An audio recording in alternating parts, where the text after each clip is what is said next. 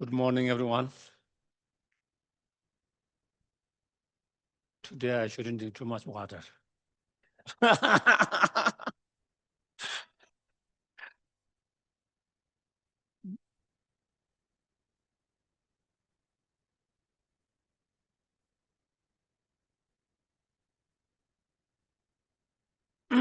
Again, good morning and welcome, everyone. Again, yeah, we can start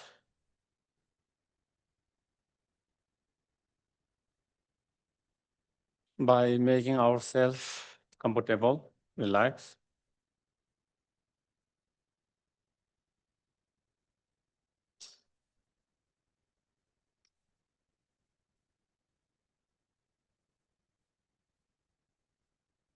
And keeping our attention, the mind on the breath.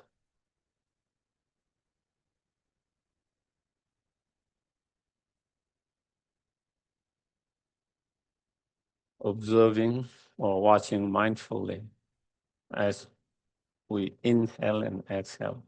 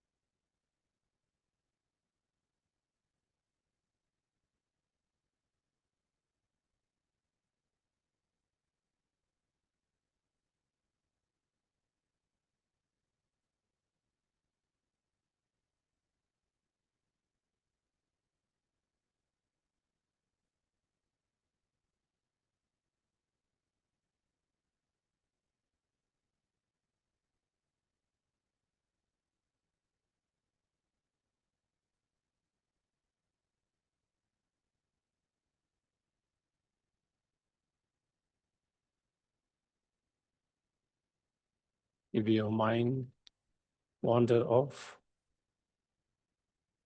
or if any thoughts, feelings arises, simply just try to be aware of that, recognize that,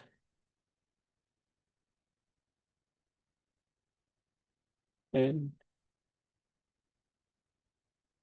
try to bring your mind back to the breath and keep it with the breath.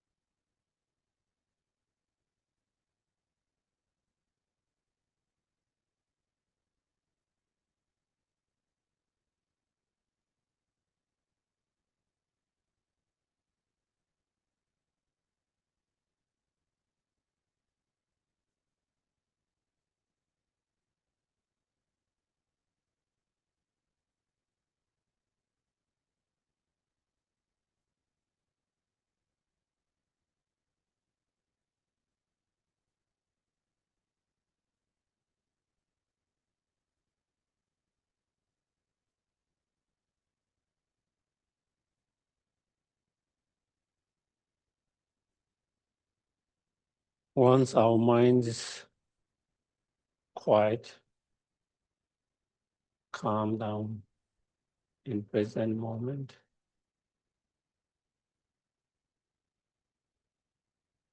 then we can try to contemplate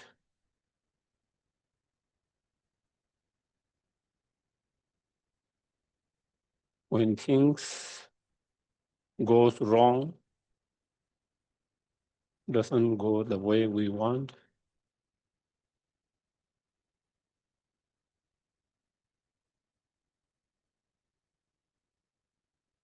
When things get out of control,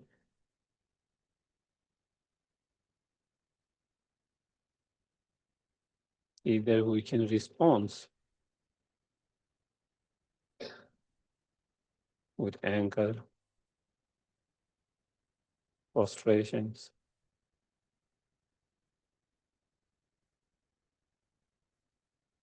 impatience, and so forth.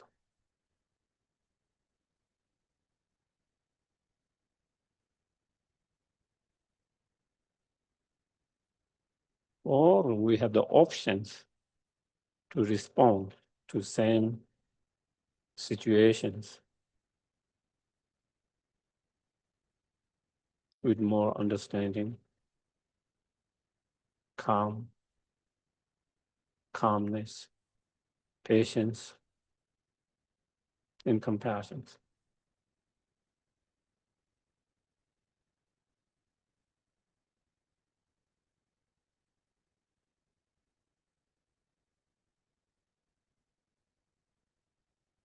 By responding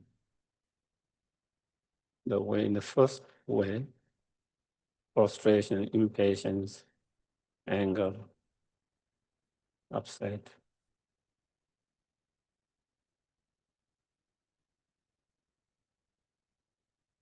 it doesn't change the situations.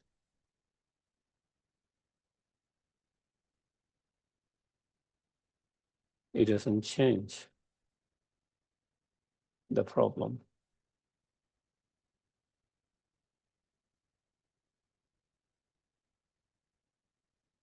Instead,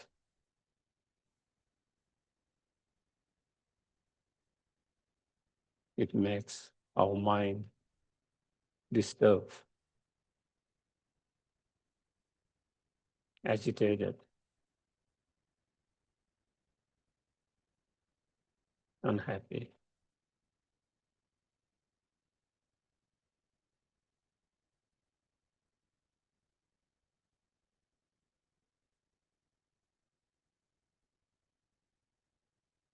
Not only that,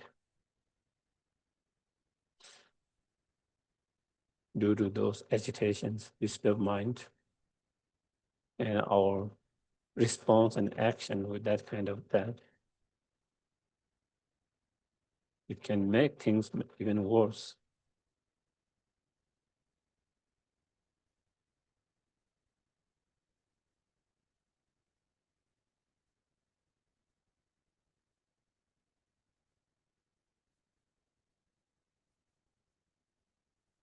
So there's nothing really to gain from that kind of emotional response.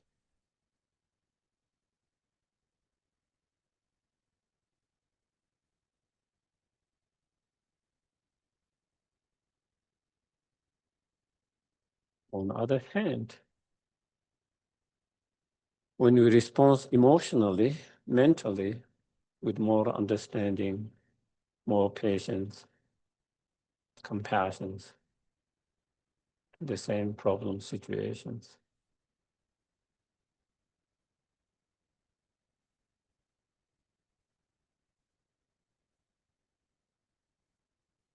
it might not be able to change the situations. It might not solve the problems, but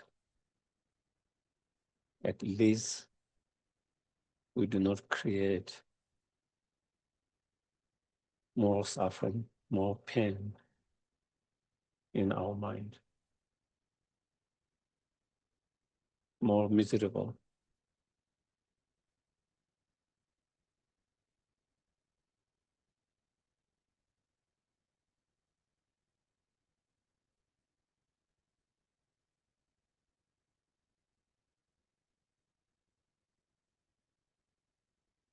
also by responding mentally in that way, we are progressing and developing, making progress in our spiritual path, in our virtues.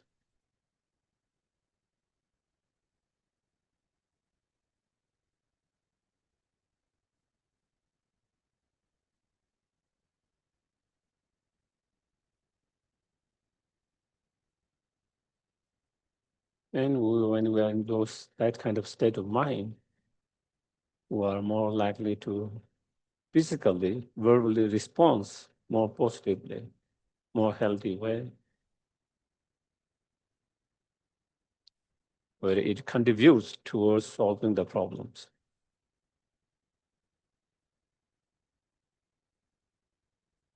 towards this decreasing the negative energy.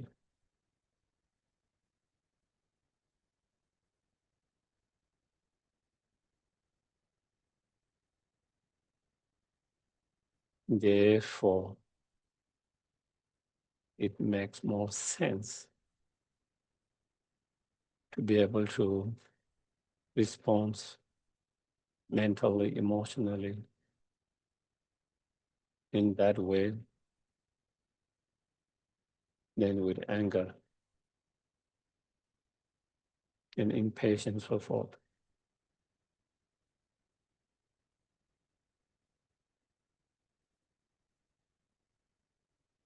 Make a strong determinations to try our best not to allow ourselves to under the control of such impatience, frustration, anger, and so forth.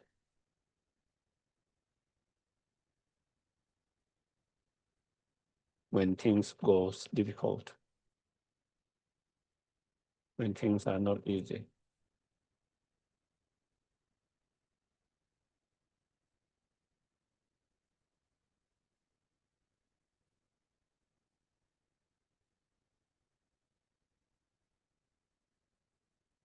Instead, training our mind to be more patient, more understanding, more compassion,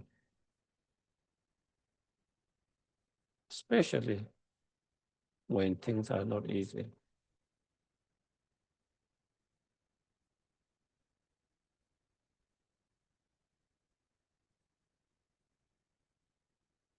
Especially when things are difficult.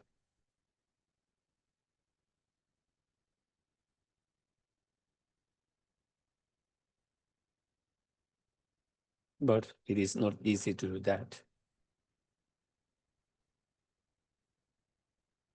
We won't be able to do just by wishing to be able to do that. Instead, we need to learn to train our mind to be able to do that.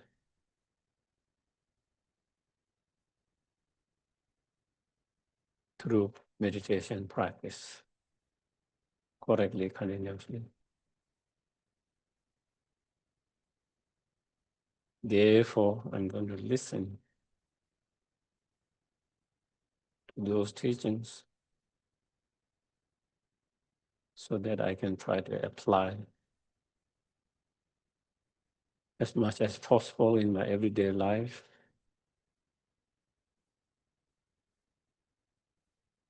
So I can train my mind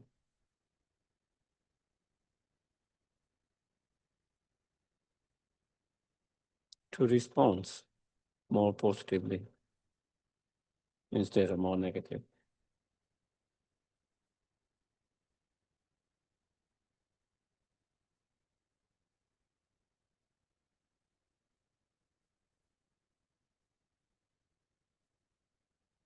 May all of us coming here together, giving our precious time, energy, resources, may all of this become cause and conditions to actualize our greatest potential, the fully awakened state.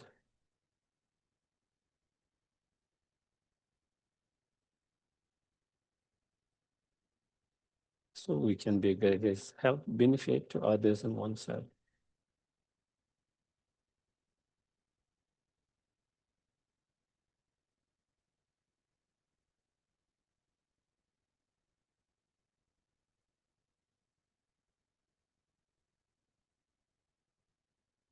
Okay, so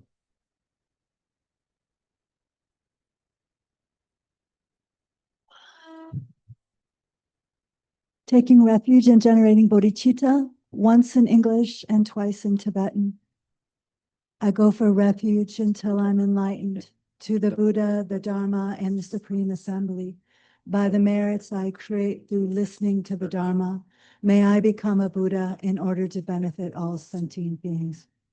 Sangye chodan soki chonamba chanchu bardu dagni kapsuchi dagi chonen gepe sognamgi drola penshir sangye drupa sho sangye chodan soki chonamba chanchu bardu dagni kapsuchi Dagi chonen gepe sognamgi drola penshir sange drupar sho.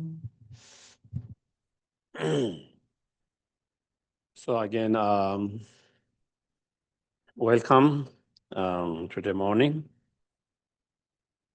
And in following this particular mind training text, 720 mind training, we have finished talking about the first point, training and practice and preliminary. And we are in the second point, where that is one of the main practice, the hard practice of that, is the training and awakening mind of bodhicitta.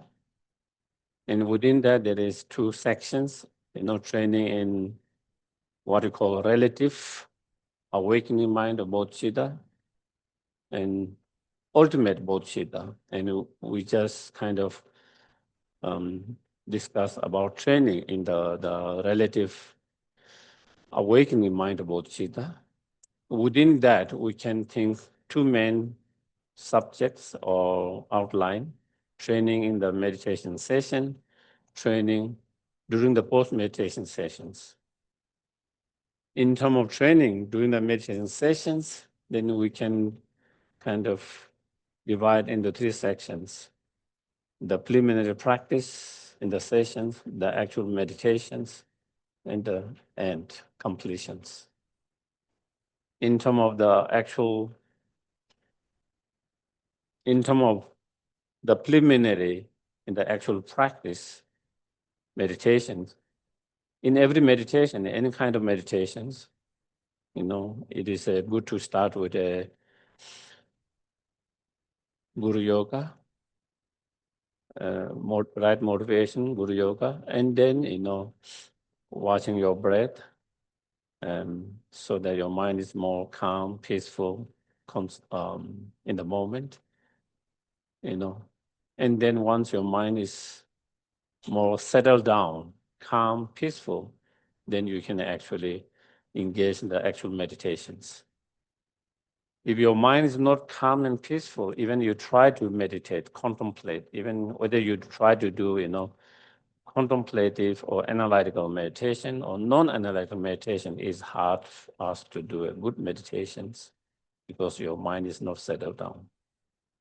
So to settle down, one of the meditation practice that is helpful is watching the breath, inhaling, exhaling up to 21 times if possible.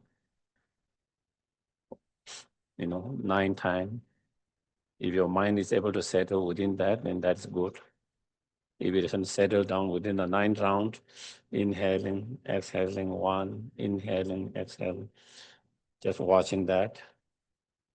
Then you do up to 21, and by that time your mind can settle down. And then once your mind is calm, settled, then you do the meditation, the actual And in terms of meditation that we talk about here, meditating on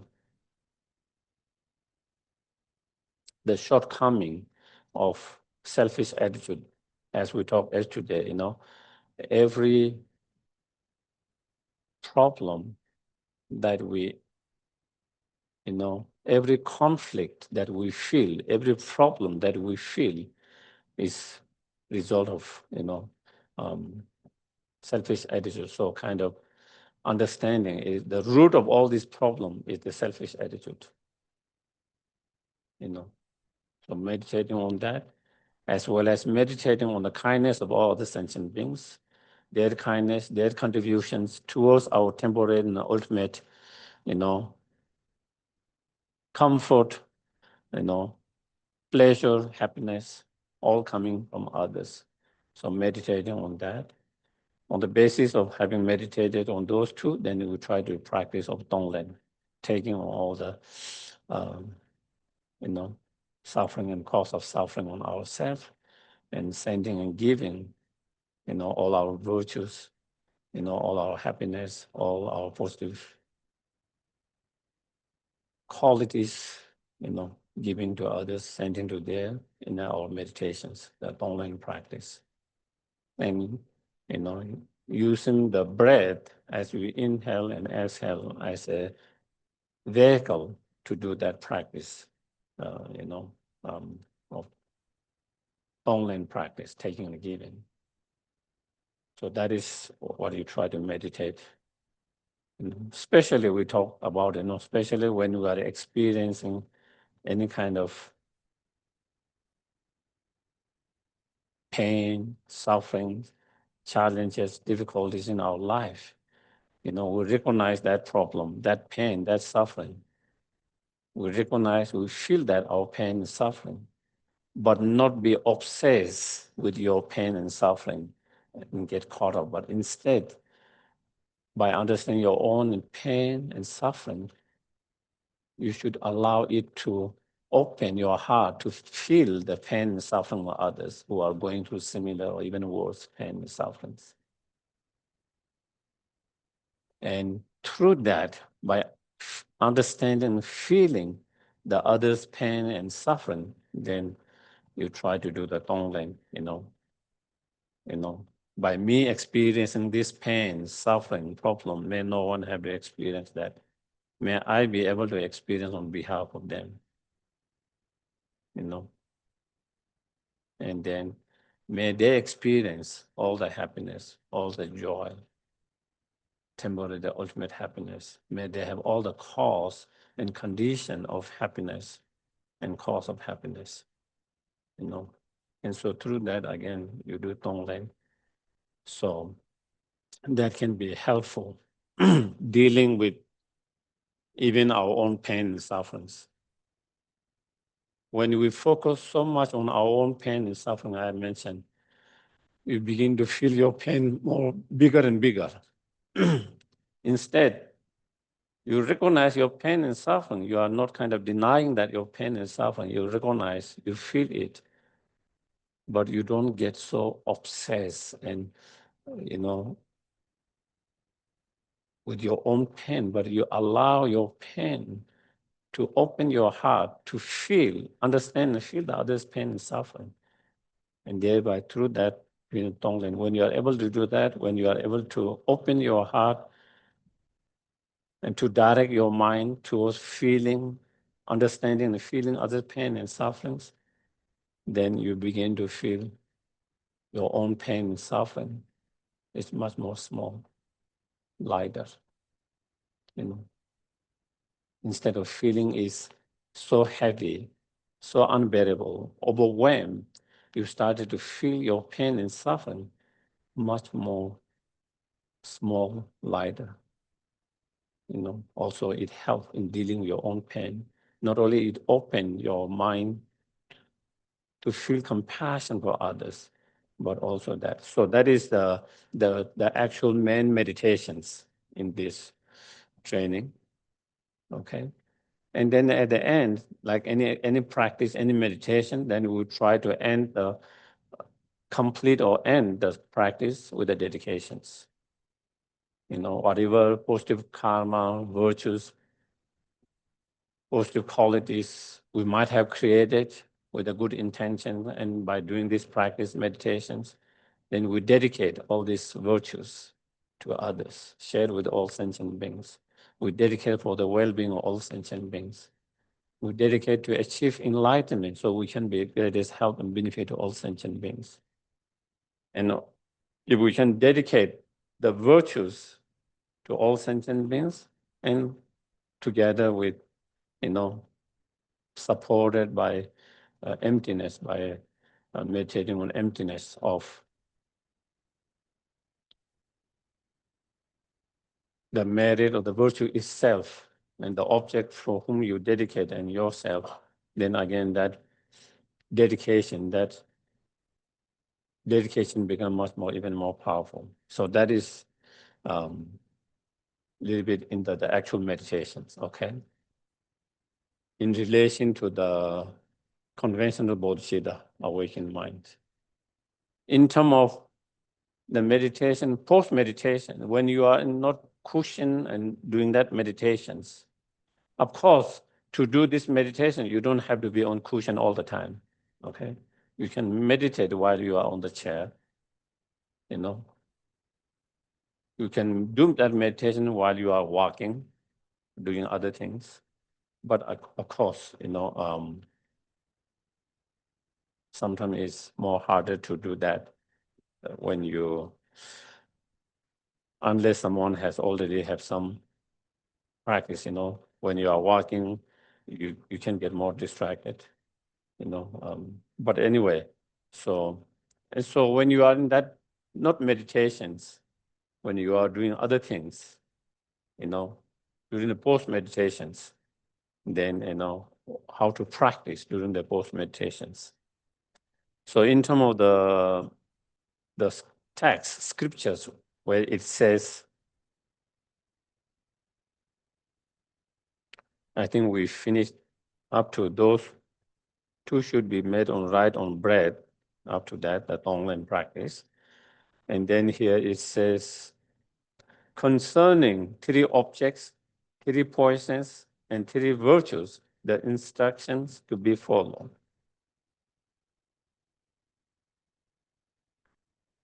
So three objects, what are the three objects? Three objects are, so-called enemy, friend, neutral, three different objects. What are the three poisons? Are craving or attachment, anger, and indifference. So due to three objects, then we have three poisonous mind arising. When we think someone of my friend, then attachments, craving arises. Towards the enemy, anger and hatred arises. Towards the neutral, then indifference arises. So those three poisonous mind arises due to three, So the moment you are out of your meditation, you go in the world, then you see your enemy, and then it triggers your mind, anger, hatred arises. Or you see someone very close, someone you love, and attachment arises. You meet someone more neutral, then you are more indifference, feelings arises. Those three poisons.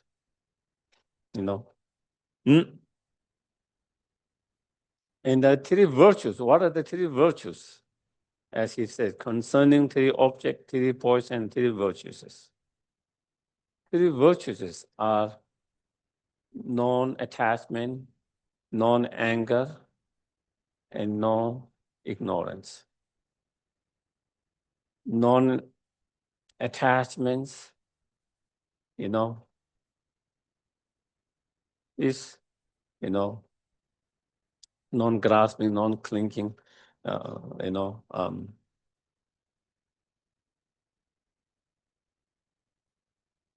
the wisdom of understanding, non-anger, no hatred, love, compassion, and non-ignorance or non-indifference is wisdom relies on the ultimate truth. So, those are three virtues mind. So in terms of training, when you are non meditation session and when you're in the world, during the post-meditation, when you encounter any of those three objects, and then one of those three points in mind arises, or recognize, craving is arising, anger is arising, ignorance or different mind is arising. Recognize that, be aware of that. Recognize, aware of that,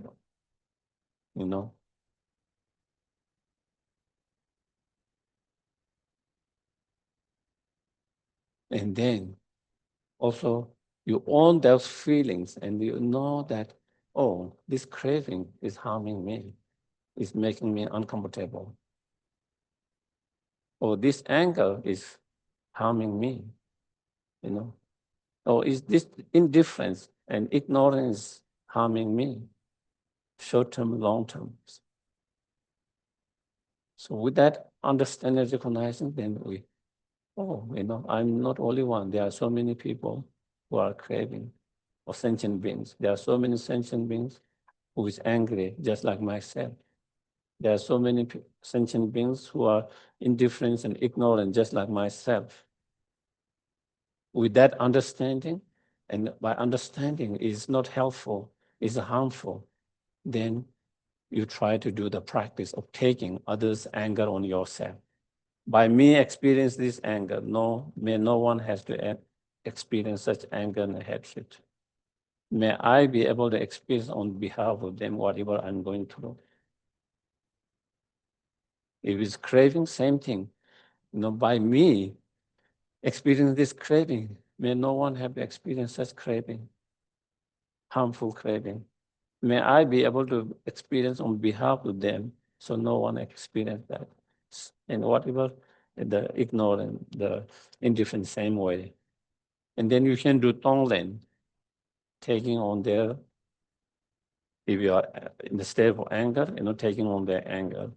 When you are in state of craving, taking on their craving. If you are in state of ignorance, indifference, taking on their indifference and ignorance on yourself.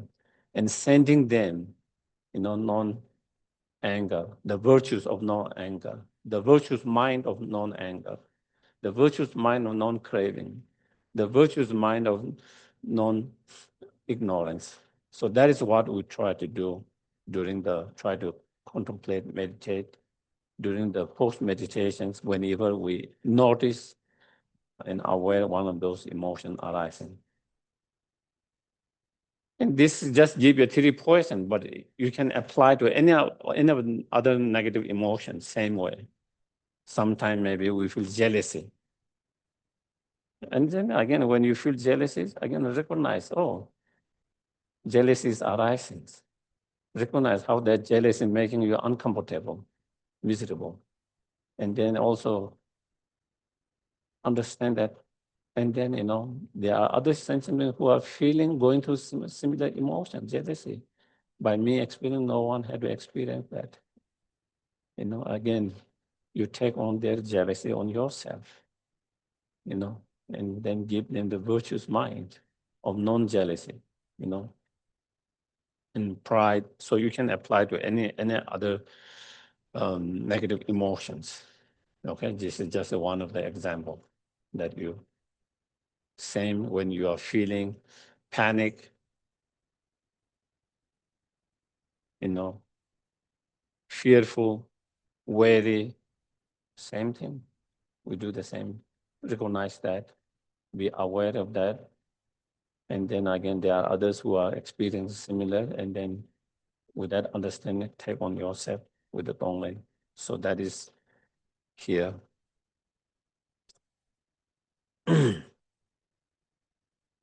Here it says, in short, in the root text, as we have been following. After that, in short, to be mindful of the practice in general by taking these words in the heart in all activities. Another translation I saw is, in all activities, train with slogans. So in that means in every activities, whatever you are doing while you are cooking, eating, walking, running, driving, interacting with others, whatever, we try to be mindful of our thoughts, mindful of our actions, mindful of our speech,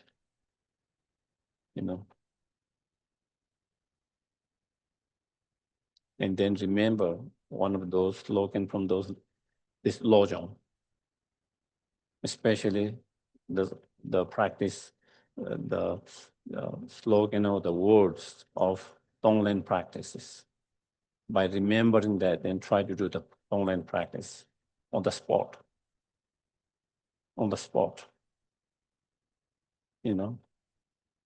And sometimes if it helps, you can have, those small verses that is helpful, in your bathroom, by your kitchen, by your living room, by your meditation room, in your office. And something happens, that remind you. Because you see that sometimes we forget to use those teachings on the spot. We only remember much more later. I should have done that at that time. In that spot, when you are disturbed, when your mind is disturbed by sudden instant or by someone, whatever, we forget to apply those teachings. And we get disturbed. Your mind's all over. And later you come home, or later sometimes your mind's a little bit calm. I mess up. Then you remember that time. Why didn't I remember that one? I should have applied that at that time. Because we don't remember. So sometimes it is helpful to put something that you find helpful, some of those slogan from those Lojong practices that you find helpful, to have different places to remind. And by reminding, then you try to apply on the spot very immediately. And then slowly, your mind get in habit of doing that. Your mind get in habit of doing that. Your mind create that kind of pattern of getting in that state. And then you don't need any more those written there, because your mind remember all the time, because your mind now is kind of trained in that way. When something that happens, your mind immediately responds in that way. But at the very beginning, to have something to remind you can be helpful to put them, and such as, again, different slogan that you find helpful.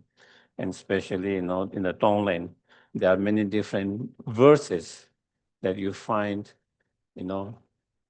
verses from Shantideva, you find verses from,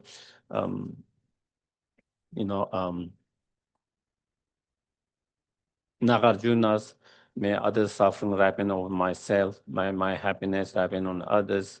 Similarly, you find Shantideva, you find many in Lojong practices, you find in Lamrim and Guru Yoga. So there are different verses, slightly different verses. Some of them 2 verses, some of them 4 verses, some of them 6 verses, by different masters, slightly different.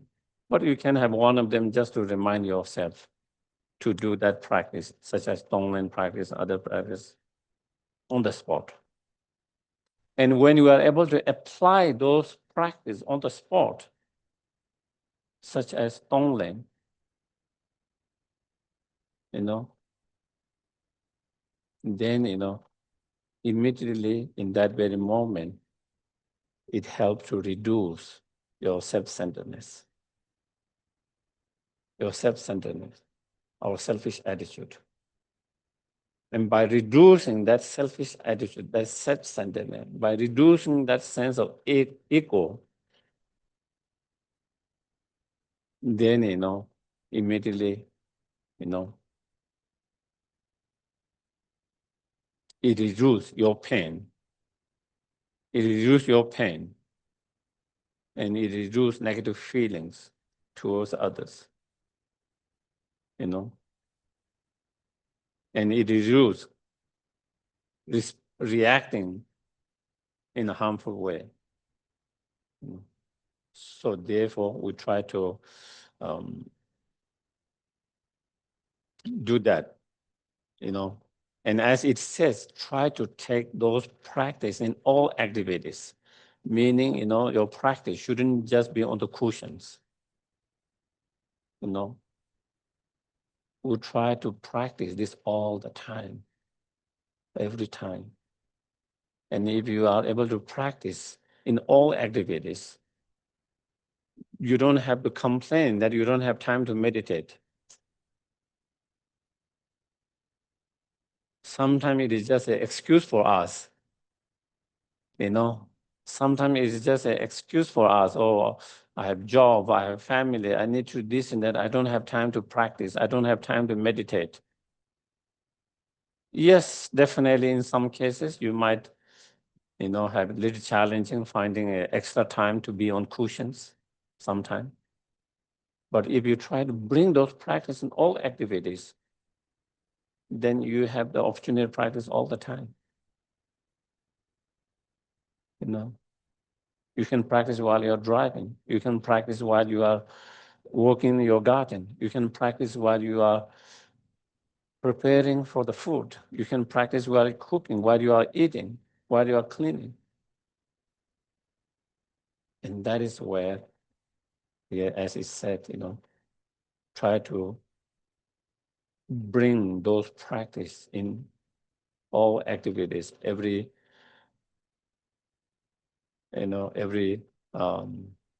activities and every part of your life. So,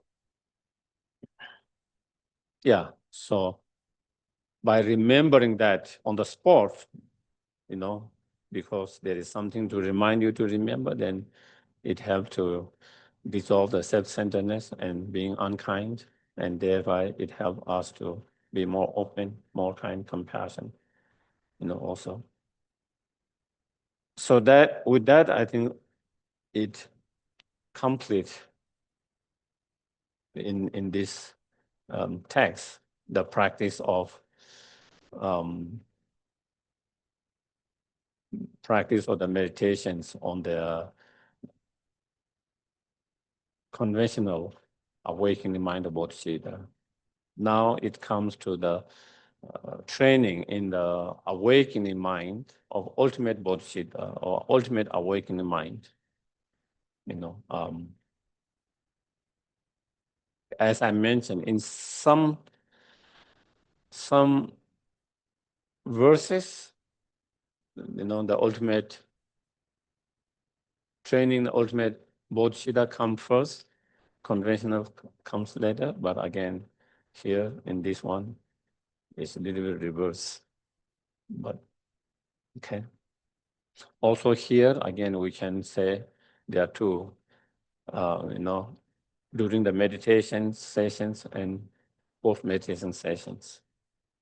How to train and practice during the meditation sessions, and how to train and practice when we are off the cushions during the post-meditations and we're engaging in the world. In terms of the meditation sessions, again, it has three, just like every meditation, the beginning or preliminary, and the actual meditation, and the end. And the end and the beginning is same. Beginning, you start with right motivations, of Bodhisattva motivations, maybe it's possible in short Guru Yogas, And then, working with your mind to settle down your mind so your mind is more calm, peaceful, concentrated. And then engage in the actual meditations. So then in terms of actual meditations, here it says, when a stability has been attained, so what it means, stability has attained after you have trained into the method, the loving kindness, compassion, bodhicitta, through training on, Tonglen and other practice that is established before, or explained before. When a stability has attained through training in that, impart the secret teaching. The secret teaching here referring to the emptiness, And it is sometimes called secret because emptiness is something that not everyone can understand so easily.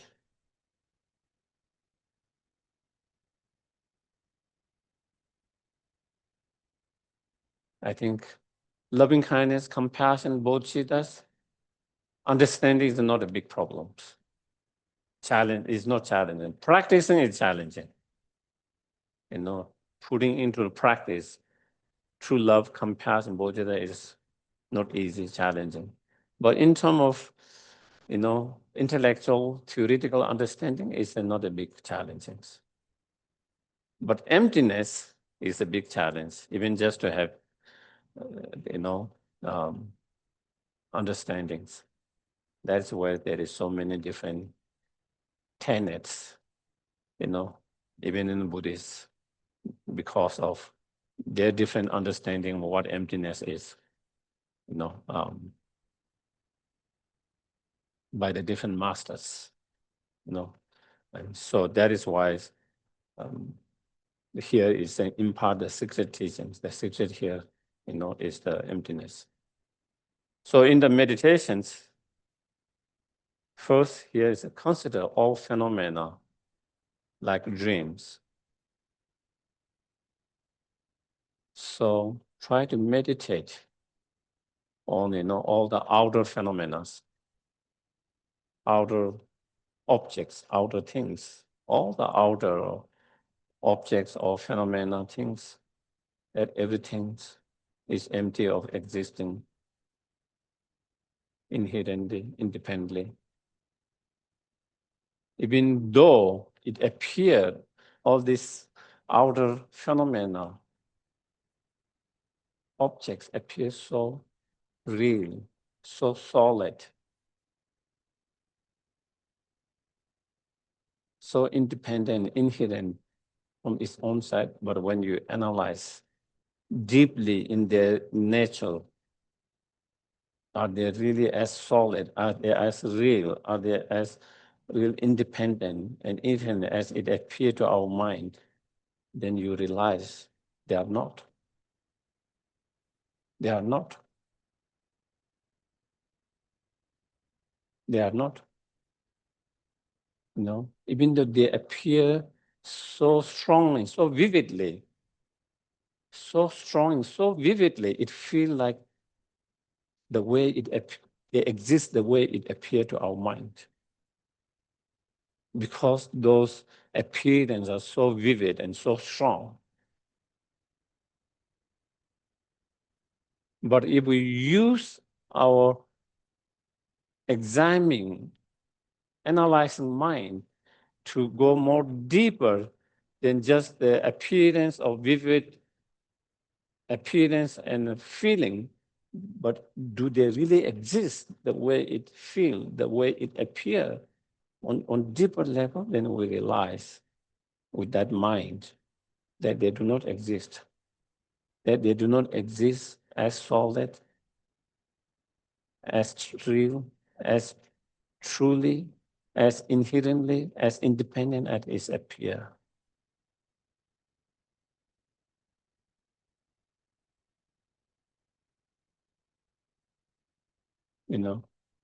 Even though they are empty of that, empty of, true, inherently independent existence, but they appear. They appear. There is the appearance. And therefore, they are like a dream. Like a dream. In the dream, you have someone trying to attack you, you know, but there's no real someone who is really attacking you. You know, someone is attacking you with you know, weapon in your dream, and you are running with a lot of fear, anxiety. But it is not really happening in the world, it's only in your dream. Even though there is no real someone attacking you, but there is appearance of that in your dream. You know, so someone attacking you in the dream is merely imputed by your mind as real. It's not real. In the same way, we recognize everything, even though they feel so real, so true, but they are not as real and true as it appears. You know, they are merely imputed by our mind, just like dream state. So try to meditate on that. Try to meditate on that. Mm.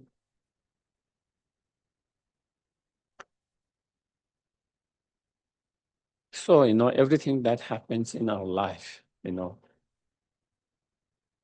whether it's pain, whether it's joy, you know, whether it's feeling of cold, whether it's feeling of hot, whether it's, you know, feeling good and success, or whether it's feeling bad and failures, you know, different experiences that we experience in our life. Try to remember all of them are not real as it appeared to our mind. You know, they all are like a dream.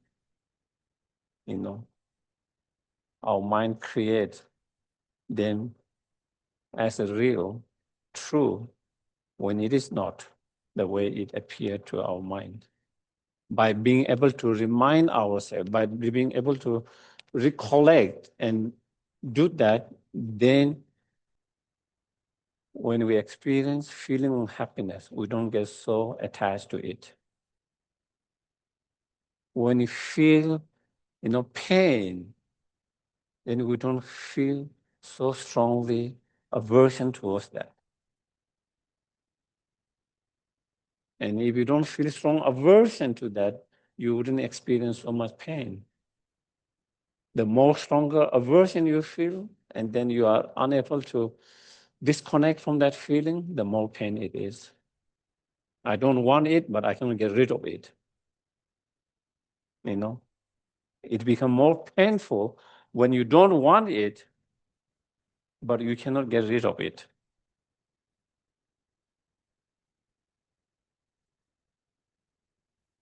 So by being able to use that, then we learn to be more equanimity towards those different situations, different experience, different feelings. And with that kind of more equanimity, because less aversion to some, less attachment to some, but more equanimity, then your mind is more stable, more peaceful, less fluctuating all the time. Mm.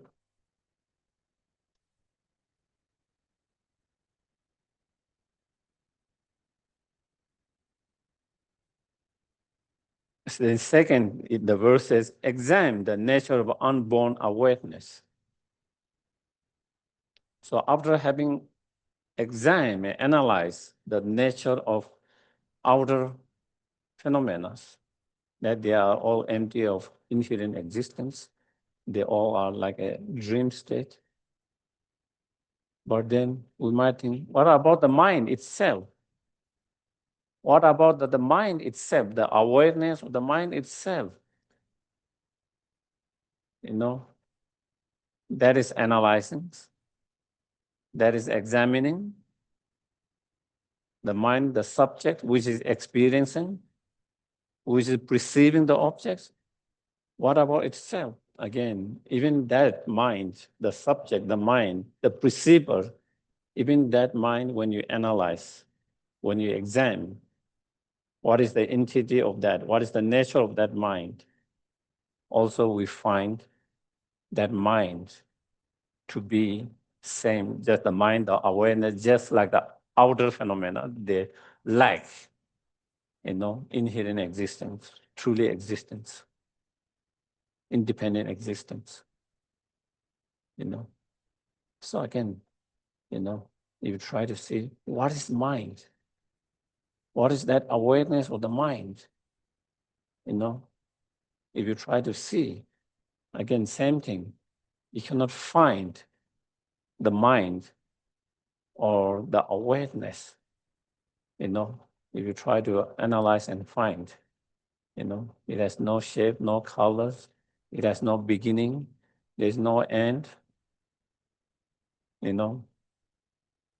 there's no, you cannot say it arises or burn or started from here, nor you can say it ends here, cessation, so there's no beginning, end, cessations. Therefore, there's no middle in that. And therefore, is empty of all of that. So then you cannot really kind of pinpoint and locate, this is mind. So the so-called mind is merely imputed on the basis of these qualities of luminous and have these qualities of perceiving the objects and luminous. On the basis of that, the so-called awareness, mind is merely imputed, nothing more than that. And therefore, again, even the subject, even the mind, even the perceiver is also like a dream, just like the outer phenomenon. So when we have understanding that, not only we don't get attached and aversion to the outer phenomena, but also we don't get attached and aversion to the internal phenomena, the mind, the world of the mind. At the moment, not understanding that, we get sometimes aversion to internal world when you have fear, anger, attachment, we get aversion to that. I shouldn't have that mind, I shouldn't have that mind. I don't want that mind. But we cannot get rid of that mind at the moment. We don't want that, and at the same time, we cannot rid of that mind. And we get frustrated and angry with ourselves. I'm a bad meditator. I'm a bad practitioner. I cannot get rid of my anger, my attachment, my ignorance, my jealousy, and so forth. And so we started to feel negative about ourselves. I'm hopeless, I'm not a good practitioner. I'm not good enough. And so on. We can be harsh on ourselves. Why? Because those negative emotions arises. And we have so much aversion towards that. And because of that strong aversion towards that, and we want to, we don't want those, and at the same time, we cannot get rid of them. And that is where it leads to other oldest feeling. On the other hand, when you have positive feeling, love, compassion, feeling of generosity, all these different virtuous feeling, again, we get attached to them. We get attached to them. Oh, that's because we think there is a real good virtues mind, this love, compassion, bodhicitta mind, the feeling of generosity, feeling of, strong faith, whatever those virtues mind, again, we get so attached to them and we don't want to lose them and we hold very tightly. And we want to have more and more, better and better. And then again, oh, I cannot get better. Again, I'm not good enough. I have a compassion, but my compassion is not getting better. I have bodhicitta, but bodhicitta is not getting better, stronger. Again, that kind of lead to, again, all this. And so again, in even not only outer world, even the internal world of the mind, there are different minds. And then to some we get aversion, to some we get attachments. Again, that is another cause of sufferings, cause of problems. So again, by meditating on the very emptiness nature of that, the mind itself, then again, through that meditations and understanding, then we also do not get aversion and angry to attachment to the external world, but also outer world, but also we learn not to get attached and aversions to the internal world as well. The world of the mind, the awareness. By seeing whether it's a virtuous mind or whether it's a negative mind, they both are like a dream state. They both have no inherent existence. They both have no truly existence. They both are merely imputed.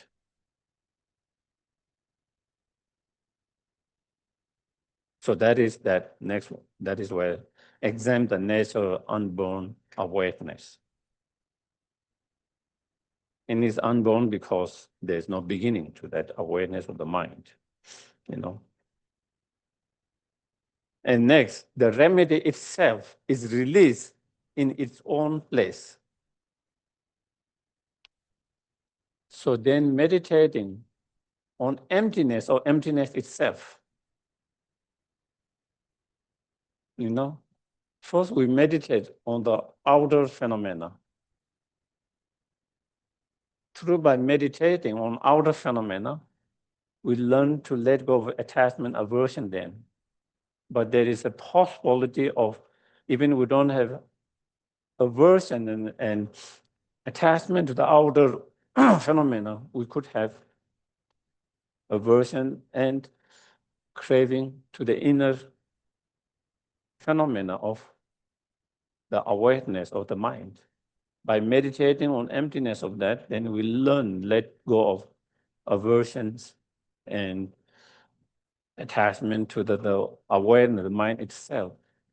But since then we realize emptiness is key to everything, then we think, oh, we can get attached to the emptiness. That is what happens. When you find something, this is the solution to all the problem, then you get attached to that solutions.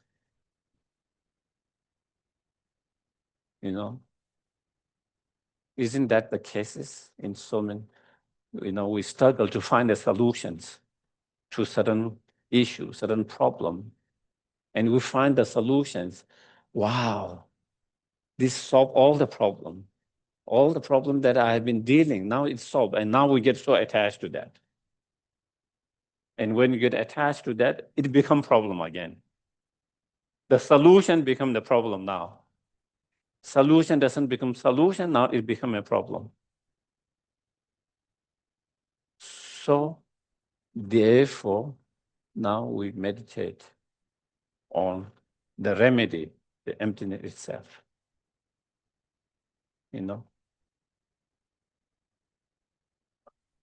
And when you meditate, even the emptiness, the solutions, is also empty of truly existing, inherently existing, independent existing. Sometimes because it's the solution to the all problem, then it might feel this emptiness. is the real, is the ultimate, is the truly existence.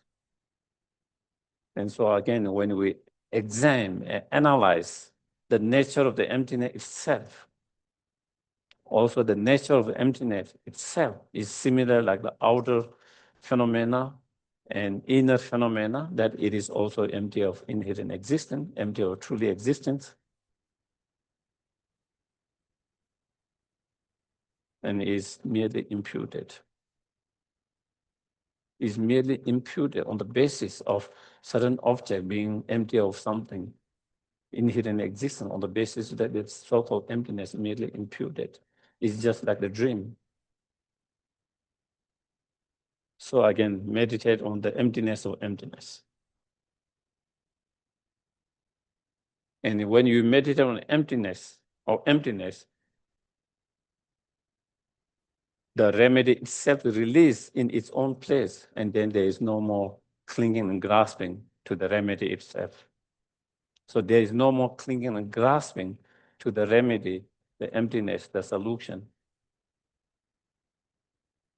And when there's no more clinging and grasping to that, then it becomes real solutions and doesn't become another problems. Otherwise, it's like, you solve one problem and that creates another problem. And then you find something to solve that problem, and again, that becomes problem. Isn't that, so many things in our world? We find something problem and we try to bring something to fix that problem. It solves that problem, but it creates a new problem. And then we find something to solve that problem. We solve that problem, but it creates another problem. There's no end. And that is why, so then we are able to release, of clinging and grasping to the remedy itself. And next is that place the essence of the path on the natural basis of all.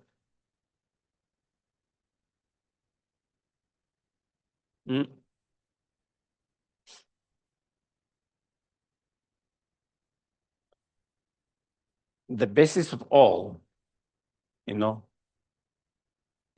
alaya or basis of all, can be understood in different terms or different contexts. In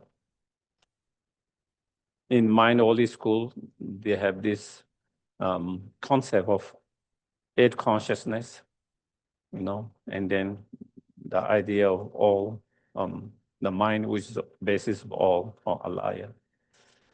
In Madhyamika, they don't have that concept. They have only six consciousness, so Madhyamika kind of refute unnecessary of that mind consciousness, So they don't have this concept of the mind which is basis of all, or the kunshi in Tibetan, or alaya in Sanskrit. But even in Madhyamika teachings, also they use the term, but it doesn't, is same term, but it's a different than what the Mind Only School concepts. Sometimes you see the same term, but it means different in different contexts. So also in Tantra, you find also that kunshi, the mind basis of all, but in that case, it is referring to the more subtle mind, the, clear light mind, which is the basis of the samsara, and which is the also basis of the nirvana, enlightenment. So here, we are not talking about the Tantra, the Sutra. So here, the basis of all here refers to emptiness itself. Emptiness is the essence of all the Buddha's teachings and, practice, as well as the basis of all, because if you realize the emptiness, you get freedom from the samsara, achieve liberation, nirvana. If you don't understand that, then you are stuck in samsara. The samsara and nirvana is very much dependent on whether you have the correct realization of emptiness or not. Therefore, emptiness is known as basis of all, basis of samsara and basis of nirvana. It is a basis because when you have correct realization of emptiness, you achieve nirvana. When you don't have understanding of realization of emptiness, then we're stuck in samsara. So here it says, place the essence of the path, so that is the emptiness, on the nature of basis of all. So in other words, try to meditate on that emptiness. Try to meditate on the emptiness, that's the basis of all, as well as the essence of the path, without any more analyzing. You go through the analysis in first three states, examining, analyzing the nature of the outer phenomena, the nature of the internal phenomena or inner phenomena of the mind itself or the awareness itself, as well as you examine, analyze the nature of the emptiness itself. After having examined, analyzed all this nature of all phenomena in that way, then you try to meditate on the emptiness without any more analysis, without any more examining. Do the non-analytical meditations. You begin with analytical meditations, and then when you come to the conclusions of that with total convictions, you have total convictions because you have done the analyze. With that analyze, it leads to that understanding, that conclusions. And once you have that conclusion, you don't do any more analyze, any more examine. You just try to meditate and stay in that state of emptiness, single pointly, without any more exam, any more analysis. So that is now. So here it explains the two meditations. You try to do meditations, analytical and non-analytical meditation alternately. First, you start with analytical meditations. With that analytical meditations, you lead to certain conclusions, certain understanding with the convictions.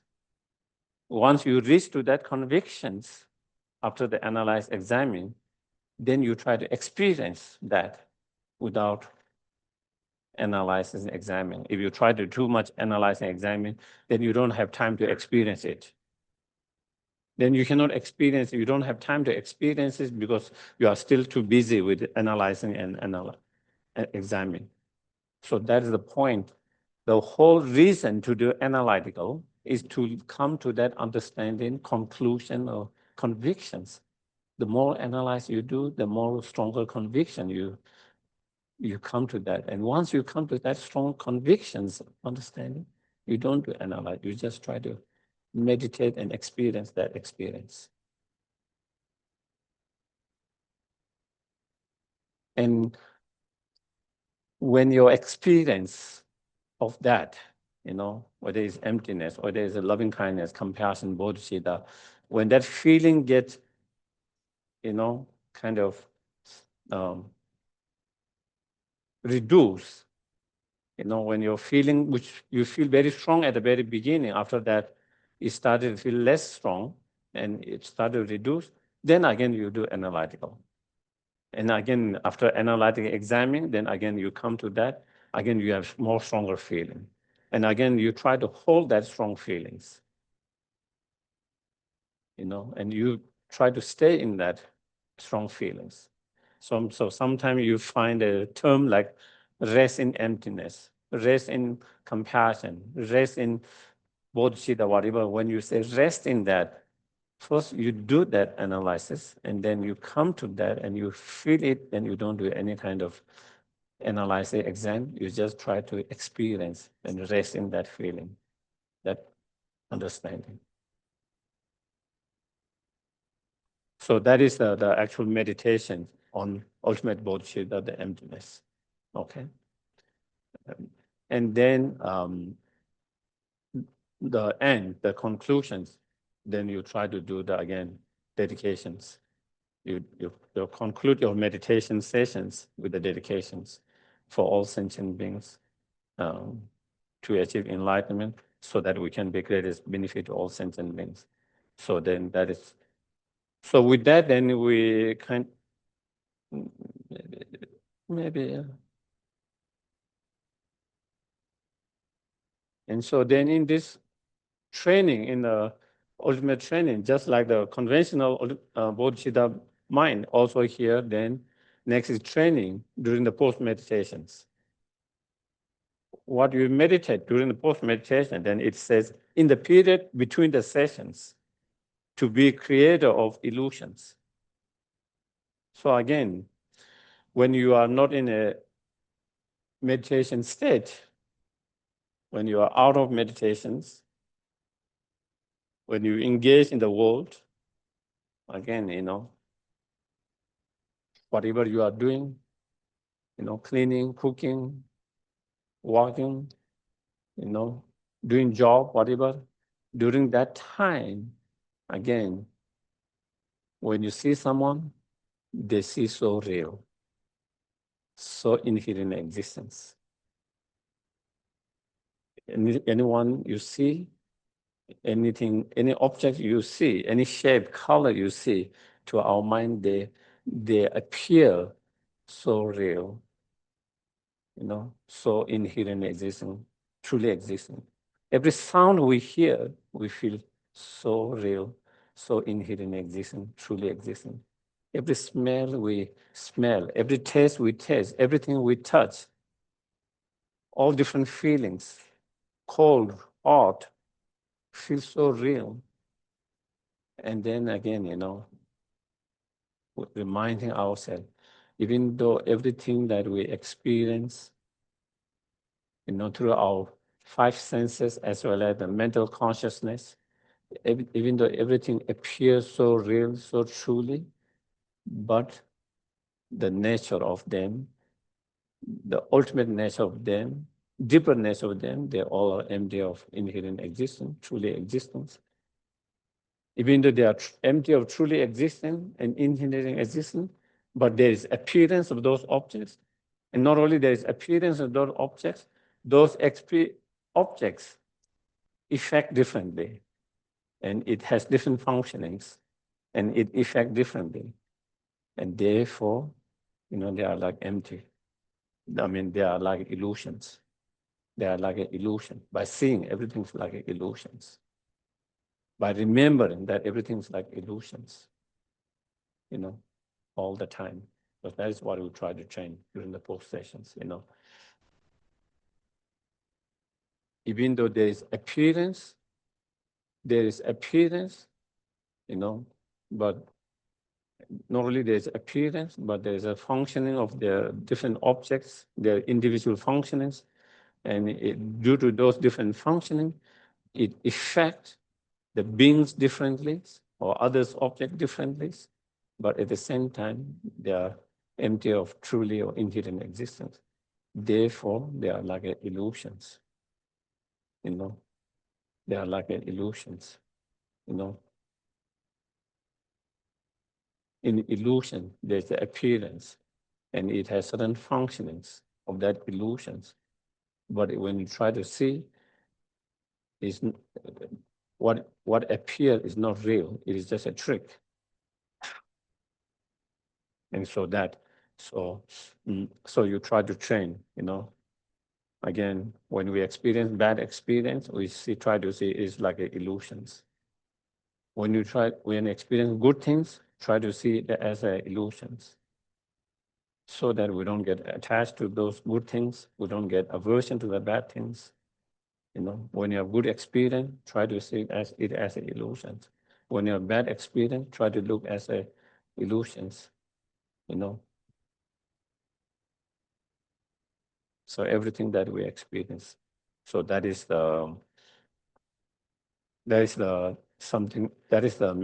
practice between the sessions or post sessions in relation to the ultimate awakening mind. Okay. So any questions? I can take a couple of questions if anyone has any questions. Yes, or I can see Tiri already. I think there's Tony and then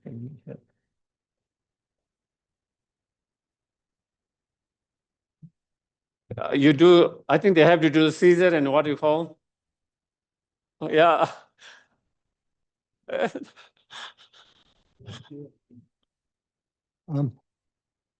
So the question I'm about to ask, I think relates to this Can you class. hold a little bit? The question I'm about to ask relates to this class, but essentially the question goes back a few weeks ago when you had all your Geshe buddies here, and with one of the Geshes, you did kind of a mutual interview, and you mentioned that you studied the Prajnaparamita Sutras. What is your favorite one? Is there one that just really like enlivened? And if you could share that one, that would be cool. Thank you. To be honest, I think what we study in the monastery most time is we study mostly the commentaries on those Prajnaparamita Sutras, the essence of those teachings. And the essence of those teachings is emptiness, and then trying to understand emptiness, studying in terms of different schools of thoughts, what is the understanding of the emptiness according to different school of thought, and how each of those understanding is more subtle or than others. And so it is kind of, that is a lot of the studies based on some of the earlier Indian masters' commentaries, such as Nagarjuna and, Asanga and Chandakiri and so forth. So, when I personally, because again, I have read some of those longer version of Prajnaparamita Sutra, like 20 verses, 3 volumes, 800,000 verses, 1 volumes, I have never read full sutras, but like in the monastery, we recite, so you get some part of that, you each of them, So if you go, so those are more kind of, longer version, but like shorter versions, like Heart Sutra, Diamond Kata Sutras, I personally like Diamond Kata Sutras. Heart Sutras, even though in hidden, it explains the whole Bodhisattva path, but it's in a hidden way that is hard to see when you just read about the bodhicitta and the practice of 6 or 10 paramitas and about the result that. Whereas in Vajrakata Sutta, actually you can see there, of each of those whole path. Even the focus is on emptiness, but at the same time, there's even in the word, the mentioning of the whole path. And so it's not a very long sutras, but at the same time, it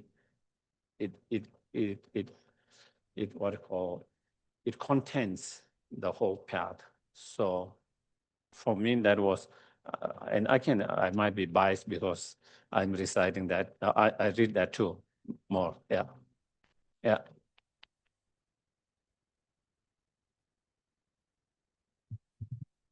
Thank you. Yeah, that's very much where my heart lies, to be honest, and with the diamond cutter. And yeah, a validation is like cool sometimes. Yeah. Thank you. Thank you, thank you, thank you. And just a reminder, on Wednesday, the 29th, Geshe will begin a commentary on the Vajracutter / Diamond Cutter Sutra with an oral transmission on the 29th. So join us, please.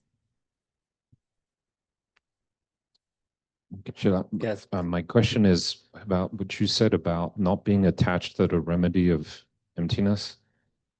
Since we're training in that, how do you define being attached to emptiness? Mhm. When we have attachment to any objects, whether it's the outer objects, whether it's the inner objects, whether it's the path itself, whether it's the result, the enlightenment itself, when you are attached to them, then we have strong grasping and clinging. And with that strong grasping and clinging, then there are, a lot of unrealistic expectations, hope, and,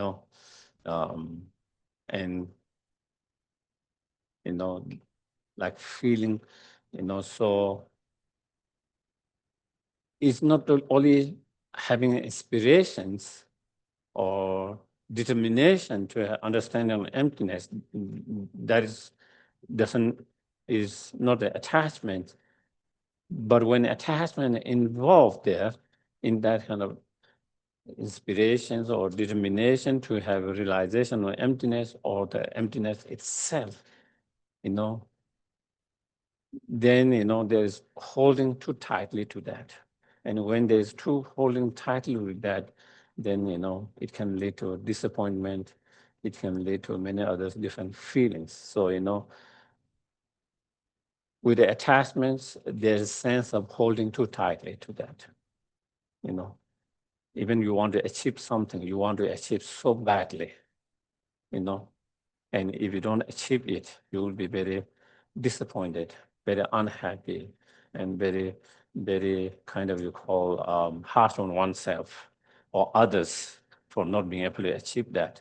That shows that you are very attached to that goal or that outcomes. Whereas if you don't have attached to that, you will walk towards that goal, that outcome. You will put your effort, and there's inspirations, and you put all the effort, but you wouldn't have holding so tightly. So if the outcome doesn't come in sudden way or doesn't come, you will not be so disappointed, not so upset, not unhappy, and all of that. Yeah. Yes, yeah, Mark. So maybe that might be last. Oh, okay. Oh, there seems also there's an Elaine's as well. So if everyone can keep a little bit short, if it can. Regarding emptiness practice between the sessions, I have had a lot of luck with not trying to see the illusory quality of the world. I just go ahead and pretend it's an illusion. I'm just going to go, okay, I don't try and do anything. It's like I fake it. And actually, if it's true, faking it isn't all that, it produces results. Like I will just be talking with someone and be getting upset for whatever reason, and I just pretend they're empty.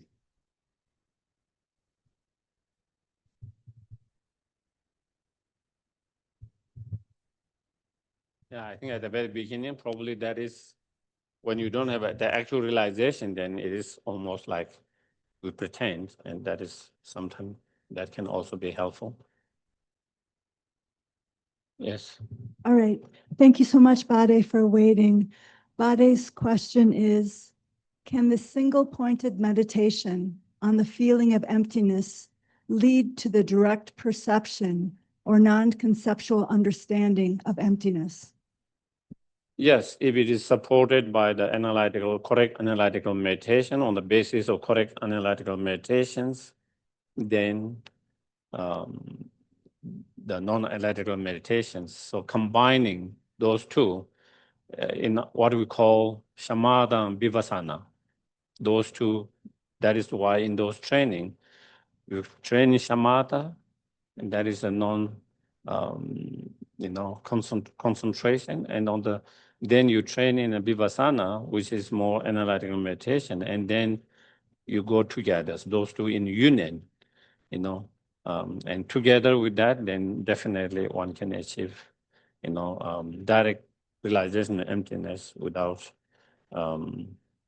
dualistic or non-dual. Yeah, I think there is post Elaine. Yeah. Is it on? Yes, this is not a very academic question, but Yeah. I, with millions of others yesterday, participated in the marches, and I'm trying to practice Donglen. I'm trying to be compassionate, and I'm trying to understand. But should we not stand up against liars and injustice? Should we remain passive, or? And I know that being attached to such a thing is not helpful, but Thank you. I also find it important. Thank you. I think maybe you asked the question, but maybe a lot of people have same questions. Again, the Bodhisattva path doesn't encourage passive. Bodhisattva path encourages actions, active. In some of the Bodhisattvas,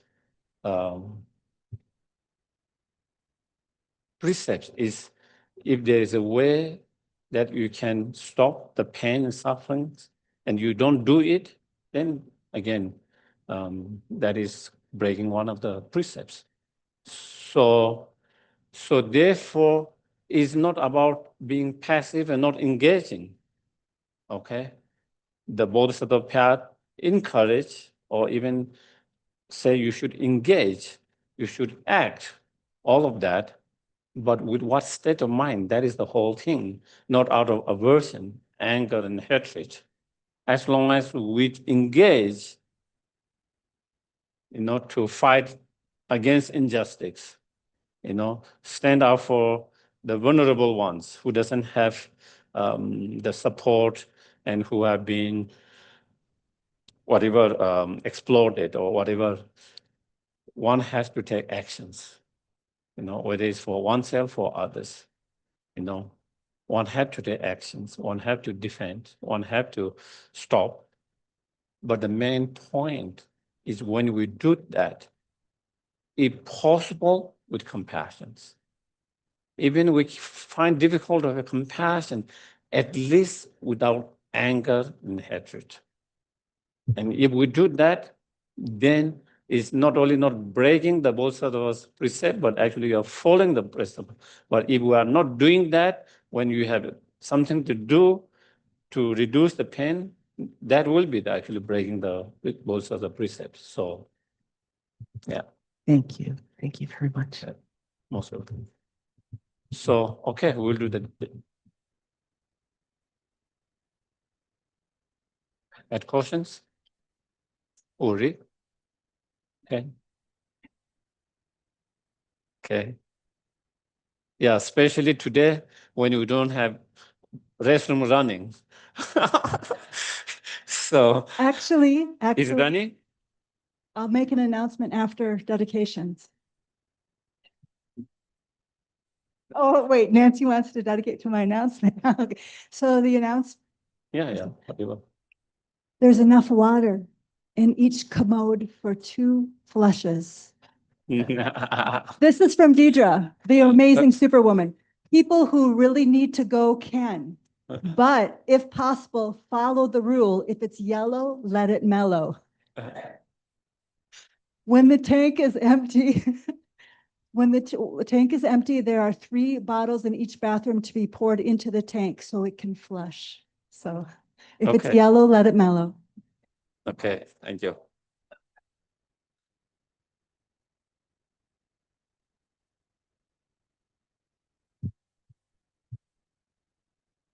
Dedication prayers.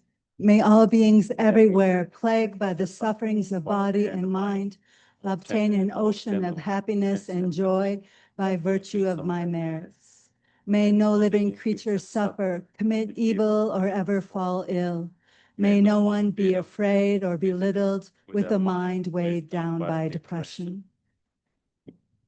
May the blind see forms and the deaf hear sounds. May those whose bodies are worn with toil be restored on finding repose. May the naked find clothing, the hungry find food. May the thirsty find water and delicious drinks. May the poor find wealth, those weak with sorrow find joy. May the forlorn find hope, constant happiness and prosperity. May there be timely rains and bountiful harvests. May all medicines be effective and wholesome prayers bear fruit. May all who are sick and ill quickly be freed from their ailments. Whatever diseases there are in the world, may they never occur again.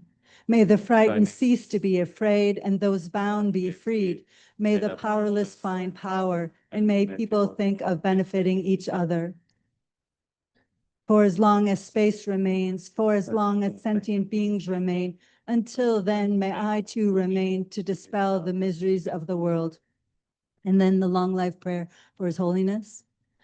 Gangri rawe korwe jinkam dir pendan dewa malu zhengwei ne chen rei zingwa tenzin gyatso yi Jape si te bardu tengyu chi.